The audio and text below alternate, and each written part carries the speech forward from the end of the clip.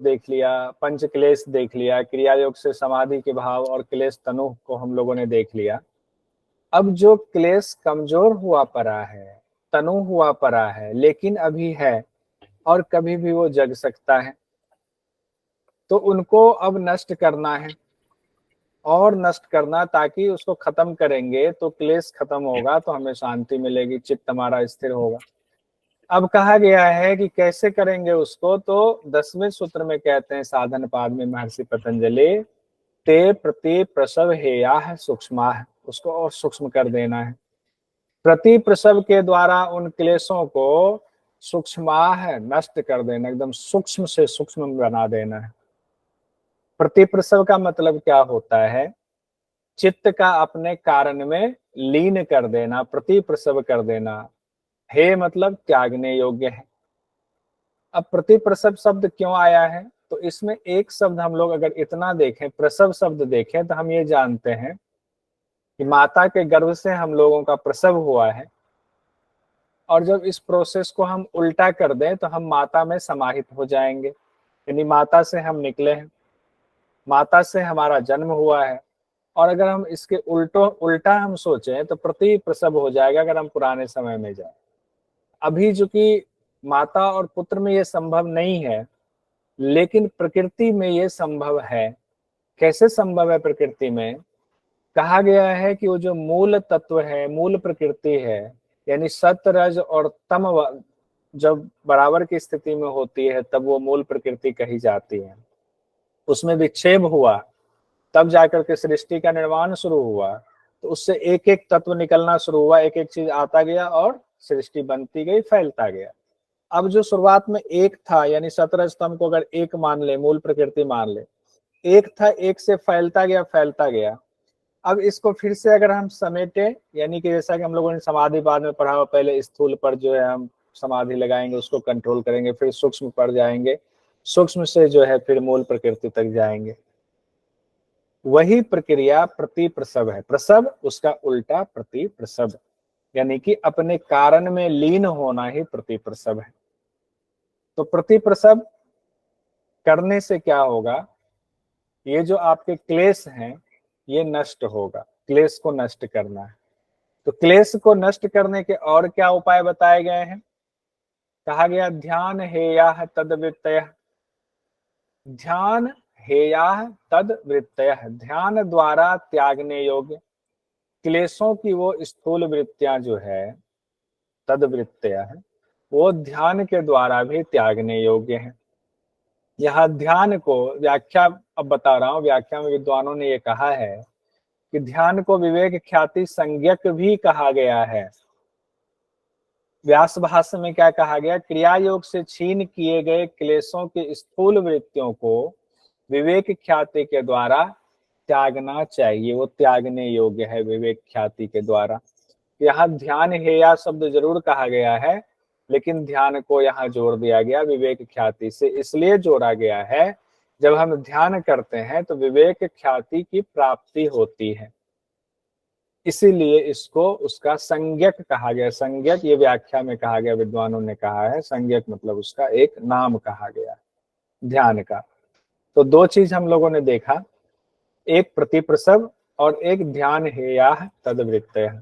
अगर एग्जाम में ध्यान हेया तदवृत्तय आपने याद किया, विवेक ख्याति भी आ जाए तो परेशान नहीं होंगे, क्योंकि एग्जामिनर जो क्वेश्चन पूछते हैं कई बार वो व्यास भाष्य को देखते हैं और व्यास भाष्य के हिसाब से क्वेश्चन पूछ लेते हैं, और वो ये मानकर चलते हैं व्यास भाष्य बहुत महत्वपूर्ण व्याख्या वाली पुस्तक है, मानकर चलते हैं कि इसको स्टूडेंट्स ने पढ़ा होगा और इससे क्वेश्चन बनता है।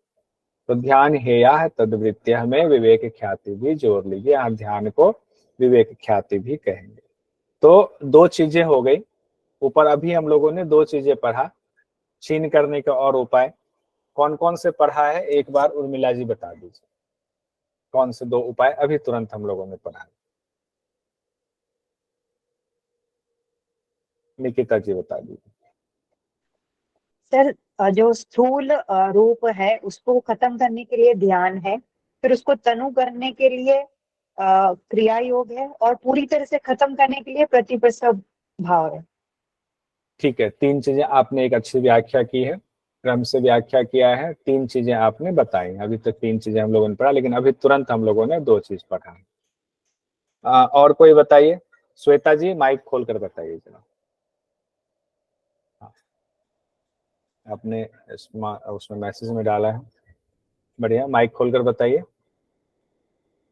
अच्छा, आप बोल नहीं सकते, अच्छा बोल नहीं सकती, ठीक है, कोई बात नहीं।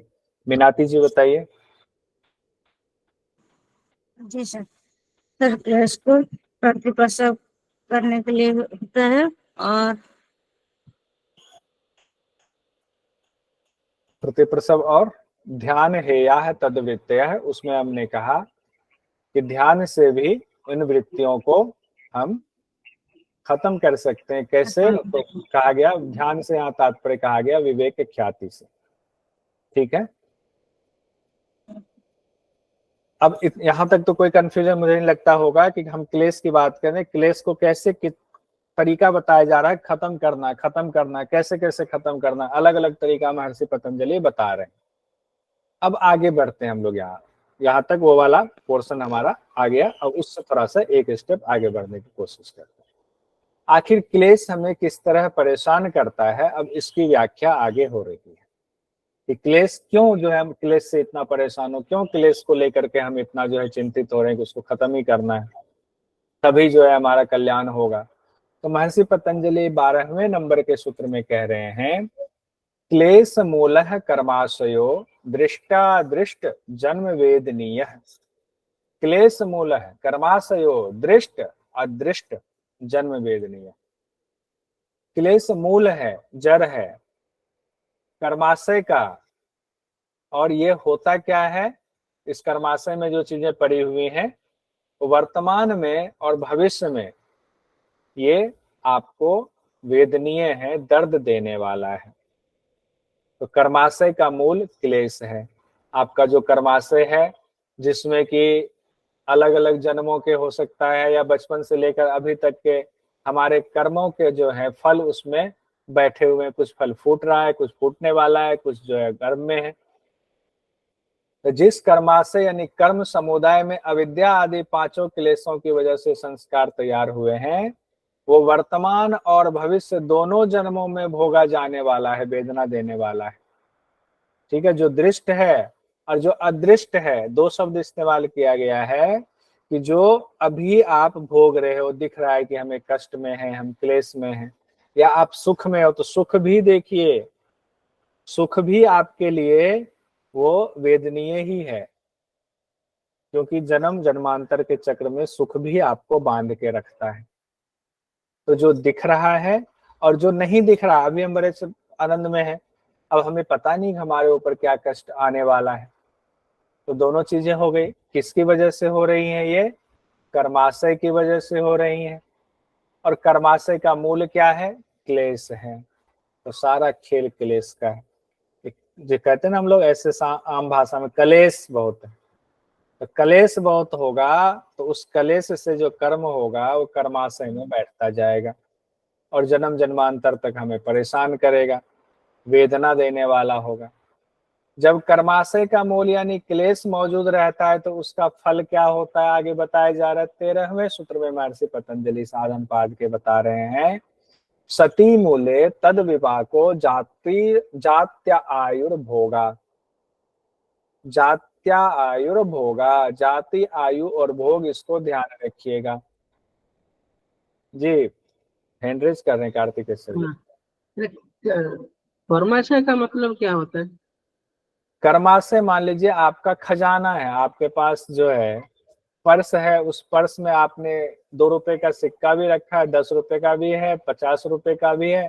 तो जो कमाई है सब आपने पर्स में रखा है। कर्माशय दरअसल कर्मों का समूह है, आपका जो कर्म किया उसका जो फल मिलेगा वो सब जमा है आपके एक पोटली में। ऐसे बहुत सिंपल भाषा में समझ लेंगे। वो कर्माशय जो है अब जमा है, वहां से एक एक चीजें फूट रही है निकल करके। कभी सुख आ रहा है तो वो भी कभी का कर्म किया हुआ होगा, उस कर्माशय से निकल के कभी सुख आ जाता है, कभी दुख आ जाता है, और ये चलता रहता है क्रम इसका। क्योंकि कर्म हम सकाम कर्म करते हैं, अभी कर्म वाला आएगा, चूंकि हम सकाम कर्म करते हैं, मिश्रित कर्म करते हैं, कभी बुरे कर्म कभी अच्छे कर्म, तो उसका फल जो है एक ही बार तुरंत नहीं मिल जाता है, वो जमा रहता है। कहाँ जमा रहता है? कर्माशय में जमा रहता है। बहुत साधारण भाषा में हमने कहा। ठीक है कार्तिकेश्वर जी, कोई दिक्कत? जी सर, ठीक है। ठीक ना, ठीक है। 13वें नंबर का सूत्र हम लोग देख रहे थे, सती मूले तद विपाको जात्या आयुर्भोगा। जब तक उन क्लेशों का मूल, सती मूले, मूल यानी जड़ अविद्या मौजूद है, तब तक क्या होता है? तद विपाको, जाति आयु और भोग होता रहता है। यानी कि जब तक मूल, अभी ऊपर मूल कहा गया है ना, क्लेश को कर्माशय का मूल कहा गया है। अब यहाँ कह रहे हैं कि जब तक मूल आपका मौजूद है, तब तक आपकी जाति आयु और भोग होती रहेंगी। यानी तीन एक तरह से फल बता दिया गया है। कौन से तीन फल बता दिया गया है? जाति, आयु और भोग। यहाँ जाति से मतलब राजपूत ब्राह्मण क्षत्रिय वैश्य से नहीं है। यहाँ जाति से मतलब है, व्याख्याकारों ने व्याख्या की है कि मनुष्य जाति, पशु जाति, पक्षी जाति, पेड़ हो गया, स्थावर जंगम जितने हैं, यानी अलग अलग योनियों को यहाँ जाति कहा गया है। कि आप किसी, कभी इस जाति में कभी उस योनि में भटकते रहेंगे। किस लिए? क्योंकि कर्माशय मौजूद है। कर्माशय क्यों है? क्योंकि क्लेश है। अब क्लेश का मूल खत्म करना है। आयु क्या हो गया? जन्म से लेकर आपकी मृत्यु तक का जो समय है उसको आयु कहा जाता है। भोग जो है, सुख और दुख दोनों ही भोग है। भोग का मतलब सिर्फ सुख नहीं होता है कि हम भोग रहे हैं, बहुत सारे लोग दुख भी भोगते हैं, सुख भी भोगते हैं। ठीक है, तो कहा गया जब तक उन क्लेशों का मूल अविद्या मौजूद है, तब तक जाति आयु और भोग रूपी फल हमें मिलता रहता है। अब विशेष बात हमने यहाँ लिख दिया हुआ है कि कर्माशय तभी तक फल देने वाले होते हैं जब तक कि क्लेश मौजूद है। क्लेश खत्म कर देंगे तो कर्माशय फिर फल देने वाला नहीं होगा, यानी कर्माशय का बटुआ आपका खाली हो जाएगा। यहाँ भी कोई दिक्कत नहीं है, बस इसमें जो एग्जाम के दृष्टि से याद रखना था 13वें नंबर में कि जाति, आयु और क्या था? भोग। भोग। ये तीनों फल हैं क्लेश के, जाति, आयु और भोग। अब हम लोग आते हैं, एक सेकंड,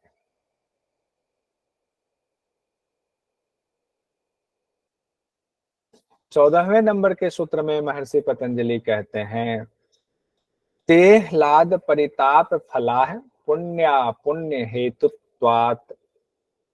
ते, वे, कौन से वे? जाति, आयु और भोग जो ऊपर हमने पढ़ा, वे परिताप फला, वो सभी जो हैं सुख और दुख देने वाला होता है। क्या? जाति, आयु और भोग, तीनों सुख और दुख दोनों चीजों से जुड़ा हुआ है, साथ साथ दोनों पहिया चल रहा है। कभी एक हावी होगा, दूसरा आएगा, दूसरा जाएगा, पहला आ जाएगा। क्यों कहा गया परिताप फला? क्योंकि उनकी वजह से पुण्य और पाप, पुण्या पुण्य, पुण्य और पाप होते हैं, अच्छे और बुरे कर्म होते हैं। और आसान भाषा में समझे, यानी जाति, आयु और भोग है तो हमें कर्म भी करना पड़ेगा।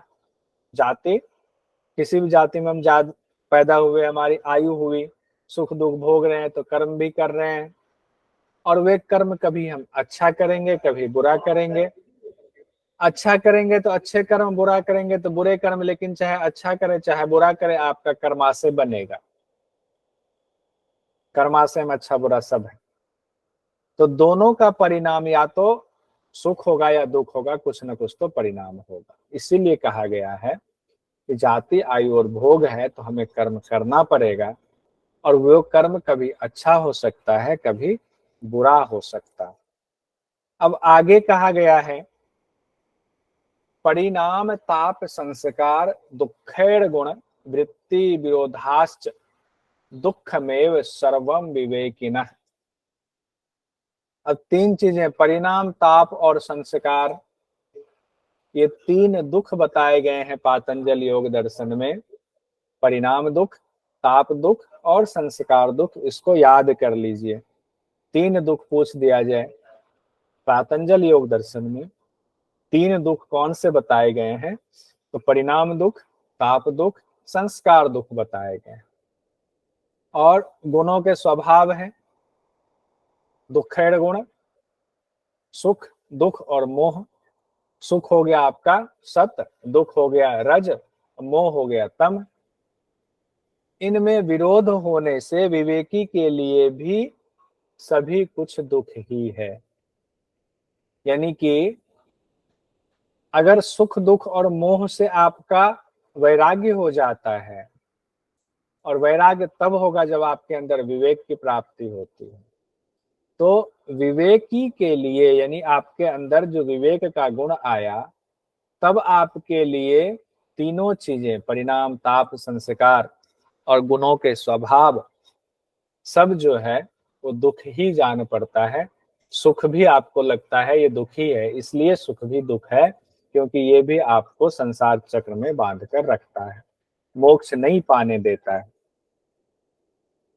तो सर्व विवेकिना याद रखिएगा। अगर सवाल में ऐसे आ जाए विवेकी पुरुष के लिए सब कुछ दुख ही है और वहां ऑप्शन में दे दिया जाए, तो हम ध्यान रखेंगे विवेकी पुरुष के लिए फिर कुछ भी जो है सुख नहीं है, सब कुछ दुख ही है।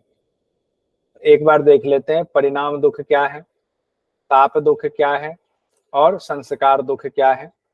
परिणाम दुख के बारे में कहते हैं भोग करते करते भोग के लायक ना बचना, लेकिन इच्छा का बना रहना, वो परिणाम दुख कहलाता है। हमारी स्थिति अब नहीं है, चाहे हम बुजुर्ग हो गए हैं, दांत नहीं है, हम दांत से बहुत सारी चीजें नहीं चबा सकते हैं, लेकिन जिसको नहीं चबा सकते हैं उसकी इच्छा का बना रहना भी, ऐसे और भी चीजों में जोड़ लीजिए, तो उसको परिणाम दुख हुआ। ताप दुख ये व्याख्या है। ताप दुख क्या हो गया, सुख के नाश होने का डर हमेशा बना रहता है। हमारे पास 10 लाख रुपए हो गए, अब कोई काम ऐसा निकल आया, गाड़ी खरीद लिया, बच्चे की पढ़ाई में डाल दिया, या कोई और काम कर दिया, तो ये लगा रहता है कि काम करेंगे तो ये पैसा तो खत्म हो जाएगा, तो सुख कहीं खत्म ना हो जाए, ये डर सताता रहता है, ताप उसका आता रहता है, उस तो राग द्वेष भी साथ साथ चलता रहता है। ये हो गया ताप दुख। बहुत सिंपल सिंपल हम बात कर रहे हैं। संस्कार दुख, सुख के भोगने से जो संस्कार चित्त पर पड़ते हैं वह संस्कार दुख है। क्योंकि संस्कार जो पड़ा, चाहे अच्छा या बुरा, अच्छा से अच्छा सुख भोगने की इच्छाएं पैदा होंगी, बुरा संस्कार है तो बुरे तरीके से सुख भोगने की इच्छा प्राप्त होगी, तो वो इच्छाएं फिर बारंबार पैदा होती हैं संस्कार की वजह से, चाहे अच्छे संस्कार हो चाहे बुरे संस्कार हो। मन में सवाल आएगा अच्छे संस्कार तो अच्छा है ना, फिर उसको क्यों गिन रहे हैं, तो ऊपर ही महर्षि पतंजलि ने कह तो दिया हुआ है सर्व विवेकिना दुखमेव सर्व विवेकिना, यानी कि विवेकी के लिए सब दुख ही है, इसीलिए तीनों को ही दुख कहा गया। अब विवेकी पुरुष के लिए तीनों दुख एक समान होते हैं, चाहे परिणाम दुख हो, चाहे ताप दुख हो, चाहे संस्कार दुख हो। यहाँ तक कि योगी के लिए लौकिक सुख भी दुख ही है, जिसको हम लोग अच्छा मानते हैं कि हम करोड़पति घर में पैदा हुए, किसी चीज की हमें कमी नहीं है, लेकिन योगी को पता है कि उससे भी हमारा कर्म बन रहा है। जाति, आयु और भोग बताया गया था ना, जाति, आयु और भोग से क्या होगा, हम कर्म बंधन में बनते जाएंगे, अच्छा बुरा कर्म करेंगे तो संस्कार कर्मा से हमारा बनता जाएगा, तो उस चक्र में फंसे रहेंगे। तो योगी के लिए लौकिक सुख भी दुख ही है। आगे हम बढ़ते हैं 16वें नंबर के सूत्र में महर्षि पतंजलि कहते हैं हेयम दुखम अनागतम, यानी कि जो दुख अभी आया नहीं है लेकिन आ सकता है। कैसे आ सकता है, क्योंकि जाति, आयु और भोग हम कर रहे हैं, तो कर्म होगा, कर्म होगा तो कर्मा से बनेगा, कर्मा से बनेगा तो फिर जो है नया दुख आएगा। तो कहते हैं जो दुख अभी आने वाला है, आया नहीं है, हेयम दुखम अनागतम, वह भी दुख हेय यानी कि नष्ट करने योग्य है, उसके लिए आपको उपाय करने की जरूरत है। ठीक है, तो उपाय क्या करना है? उपाय करेंगे तो दुख नहीं आएगा, और उपाय जो है ऊपर हम पढ़ चुके हैं, क्रिया योग, उसके बाद प्रतिप्रसव हमने देखा था, फिर हमने ध्यान देखा था जिसको कि विवेक ख्याति बोल दिया गया था। अब यहाँ पर सवाल उठता है कि अनागत दुख आता ही क्यों है? ऐसा दुख जो नहीं आया है अभी हमारे अंदर, वो दुख आता ही क्यों है? जब ये पता चल जाए तो उसे छोड़ने में आसानी होगी। अब महर्षि पतंजलि कहते हैं, दृष्ट दृश्ययोः संयोगो हेय हेतु। जो अभी चर्चा हो रही थी, एक क्वेश्चन आया हुआ था, दृष्टा और दृश्य का संयोग, दृष्ट दृश्ययोः, दृष्टा और दृश्य का संयोग ही दुख का कारण है। यानी प्रकृति पुरुष का संयोग होना ही दुख का कारण है। यानी कि दृष्टा हो गया आपका जीवात्मा, और दृश्य हो गया प्रकृति या बुद्धि। ध्यान रखिएगा, दृश्य हो गया बुद्धि या प्रकृति। अर्थात जीवात्मा और प्रकृति यानी कि आत्मा, प्रकृति और पुरुष का जो संबंध है, संयोग है, वो अज्ञान पूर्वक संबंध है, वही दुख का कारण है। जो दुख आने वाला है, जो नहीं आया है, उसका कारण यही है, प्रकृति पुरुष का संयोग। सारा खेल यहीं से चल रहा है, और हम रोज रोज उसमें और उलझते जा रहे हैं, और उलझते जा रहे हैं। हम उसको खत्म करने के बारे में सोचते ही नहीं। तो दृष्टा और दृश्य का संयोग, उसी की वजह से ये जो दुख नहीं आया है वो भी आता है। अब जब महर्षि पतंजलि ने दृष्टा और दृश्य की चर्चा कर दी है, तो दृष्टा और दृश्य को महर्षि पतंजलि उसके स्वरूप का वर्णन भी करते हैं कि दृष्टा क्यों है, दृश्य क्यों है। तो उसके स्वरूप का वर्णन हम लोग देख लेते हैं। सबसे पहले दृश्य यानी कि प्रकृति के स्वरूप का वर्णन किया गया है, और स्वरूप का वर्णन करने के साथ साथ उसका प्रयोजन भी बताया। प्रयोजन मतलब अभी हम क्लास में जुड़े हुए हैं सारे लोग, क्लास में जुड़ने का प्रयोजन क्या है? प्रयोजन तो ये नहीं है कि पतंजलि योग दर्शन को समझना है। प्रयोजन ये है, ईमानदारी से यूजीसी नेट के एग्जाम में क्वेश्चन आए तो वो हमें यहाँ से पकड़ में आ जाए। ठीक है, तो अब हम दृश्य देखते हैं। दृष्टा को बाद में बताया गया है, दृश्य पहले बताया गया। तो अच्छे से समझ लीजिए इसको। 18 नंबर के सूत्र को कहा गया, प्रकाश क्रिया स्थिति शीलम भूतेन्द्रियात्मकम भोग अपवर्गार्थम दृश्यम। इसमें 3 शब्द है, देखिए, प्रकाश, क्रिया और स्थिति, और उसके बाद है भूत, भूत और इंद्रिय। तो 3 शब्द इधर हो गए, 2 इधर हो गए।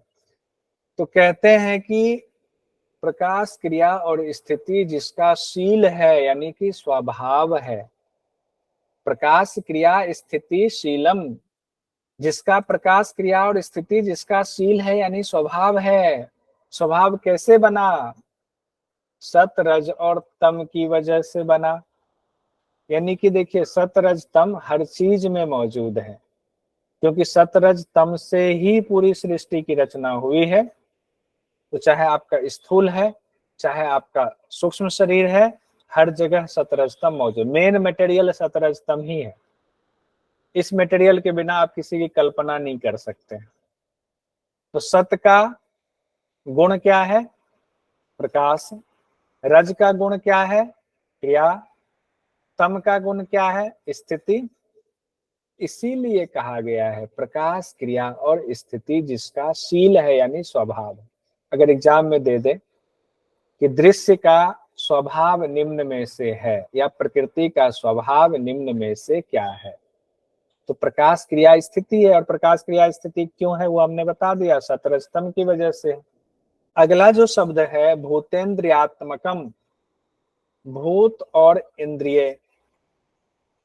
ये जिसका स्वरूप है, यानी कि 17 स्तंभ से भूत और इंद्रिय दिख रहा है ना, आप दिख रहे हो अभी।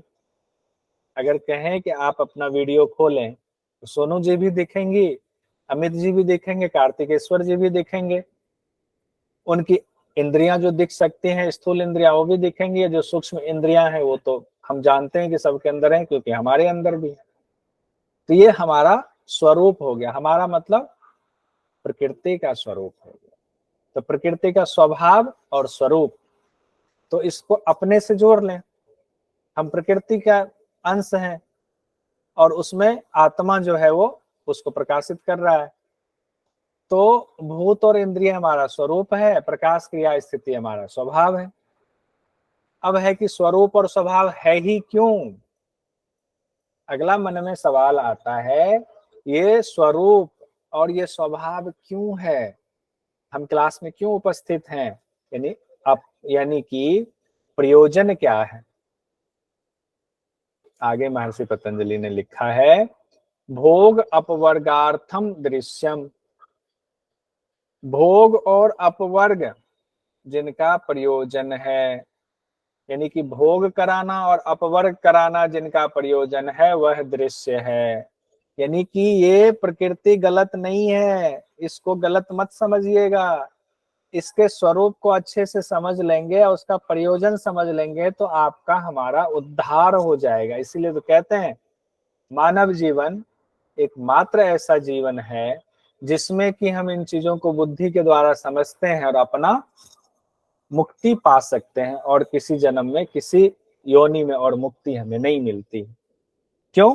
क्योंकि हमें यहाँ पढ़ने को मिल गया, हमें पता चल गया स्वरूप क्या है, गुण क्या है, और हमें ये भी पता चल गया प्रयोजन क्या है, शरीर क्यों मिला है, सब कुछ। तो भोग कराना और अपवर्ग कराना अब आपके ऊपर है। दो रास्ता है आपके पास, एक भोग का रास्ता है, अपवर्ग का रास्ता। आप जाए किधर जाएंगे? तो पहले हम लोग किधर जाते हैं? भोग के रास्ते की तरफ जाते हैं। तो खूब भोग करते हैं, एक एक चीज से मन छक जाता है, तो वैराग्य होने लगता है। कितना भोग करेंगे? जब वैराग्य उत्पन्न होता है गुरु के प्रसाद से या कोई आगम को पढ़ करके, भोग करते करते भोग से जो है तृष्णा का अभाव होने लगता है, तब हम अपवर्ग की तरफ भागते हैं। चाहे उसके कई रीजन हो सकते हैं कि वैराग्य कैसे उत्पन्न हो रहा है, भोग से कैसे आपका मन छूट रहा है, तब हम अपवर्ग की तरफ भागते हैं। यानी कि यही प्रकृति आत्मा को भोग भी करवाती है और अपवर्ग भी देती है। दोनों चीजें इसमें निहित हैं। अब आप देख लीजिए संसार में दोनों चीजें, आपको क्या चाहिए वो आप डिसाइड कीजिए। इसीलिए गुरु की जरूरत होती, गुरु ढूंढते हैं तो गुरु जो है भोग और अपवर्ग का अर्थ बताकर अपवर्ग की तरफ आपको लेकर जाते हैं। तो अब हम लोगों ने तीन चीजें इसमें देख लिया, स्वरूप देख लिया, हम लोगों ने स्वभाव देख लिया यानी शील देख लिया, हम लोगों ने प्रयोजन देख लिया।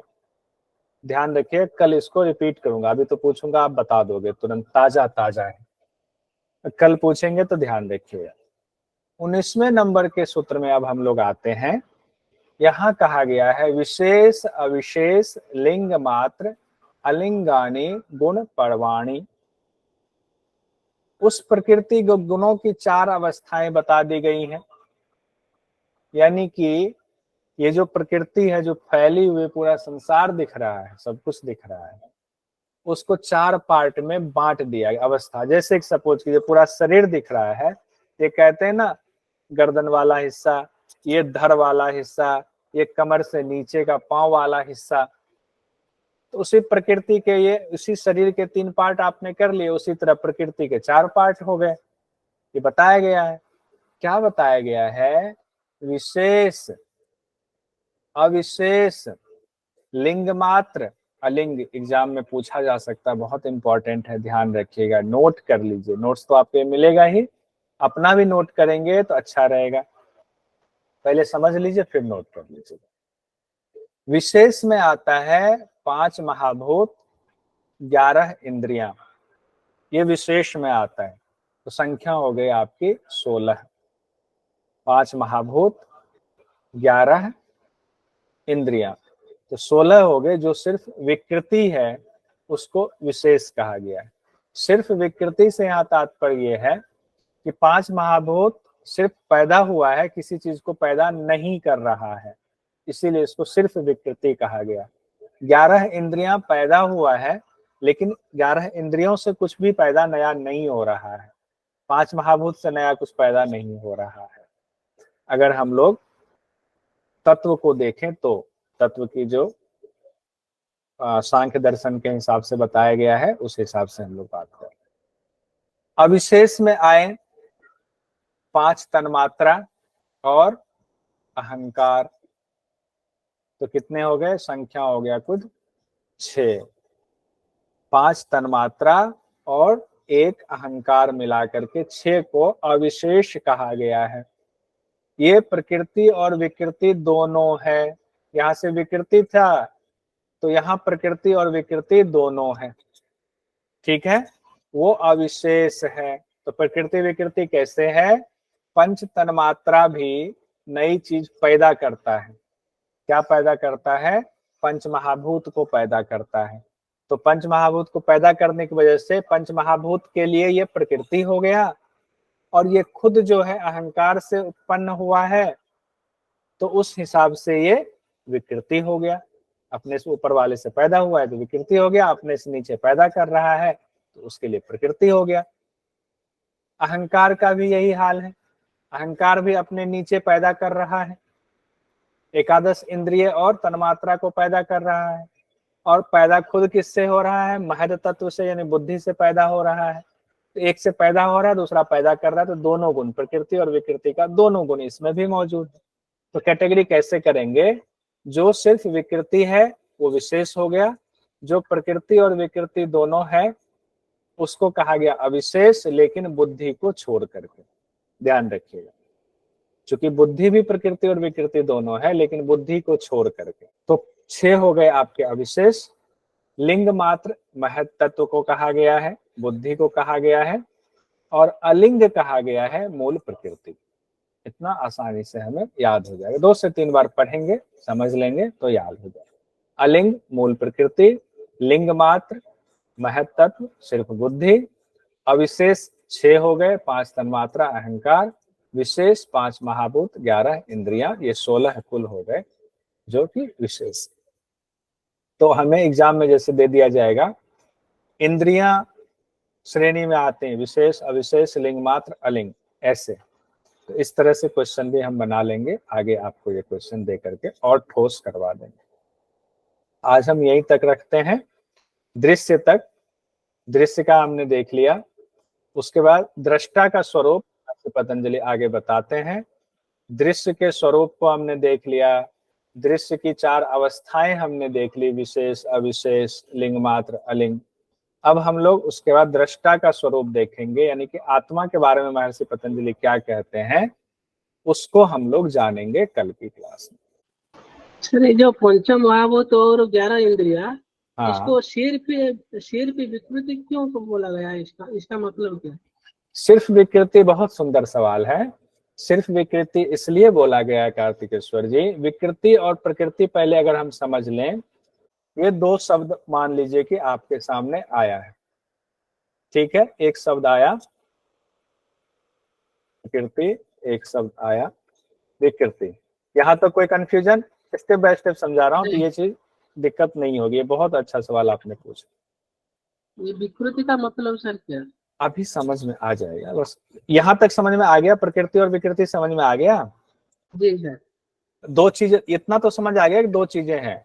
हाँ। एक देखिए, प्रकृति पहले समझ लेते हैं, विकृति आसानी से समझ जाएंगे। प्रकृति वो होती है जिससे हम पैदा हुए, ठीक है। हमारी प्रकृति उस हिसाब से क्या हो जाएगी? हमारी माँ है, माँ हमारे लिए प्रकृति है। माँ क्या हुई? हमारे लिए प्रकृति है। हमारे पिता हमारे लिए प्रकृति है, ठीक है। तो हम जिनसे उत्पन्न हुए वो हमारे लिए प्रकृति हो। प्रकृति यहाँ उनको कहा गया है जो किसी चीज को उत्पन्न कर रहे हैं, ठीक है, वो प्रकृति जी हो गई। जी सर। और विकृति वो हुआ जो जो उत्पन्न हो रहा है वो विकृति है। ठीक है, यानी कि विकृति से यहाँ तात्पर्य है कि हम अपने माता पिता के लिए विकृति है, वो हमारे लिए प्रकृति है। अगर हमने अपने बच्चे को जन्म दिया तो हमारा बच्चा हमारे लिए विकृति आएगा। ये सब ध्यान रखिए। जैसे कि ये कहा जाता है, जब आप विद्वानों के साथ बैठोगे तो वो लोग कहते हैं कि ब्रह्म जो है, ये ब्रह्मा भगवान जो है, ये ब्रह्म की विकृति है। ठीक है, ब्रह्मा भगवान ब्रह्म की विकृति है। इसका क्या तात्पर्य हुआ बताइए? ब्रह्म से ब्रह्मा पैदा हुआ है, यानी कि ब्रह्म से ब्रह्मा की उत्पत्ति हुई है, यही हुआ ना कार्तिकेश्वर जी?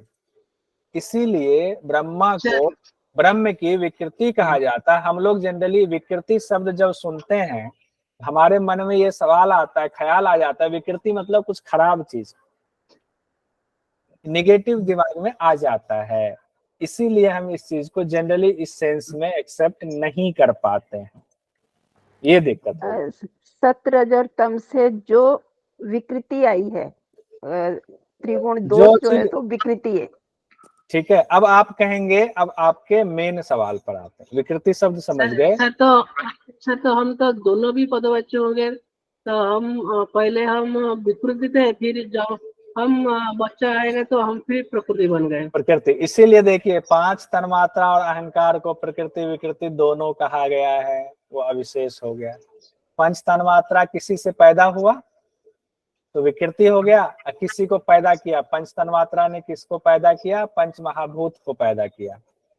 5 महाभूत की उत्पत्ति किससे हो रही? 5 तन्मात्रा से हो रही।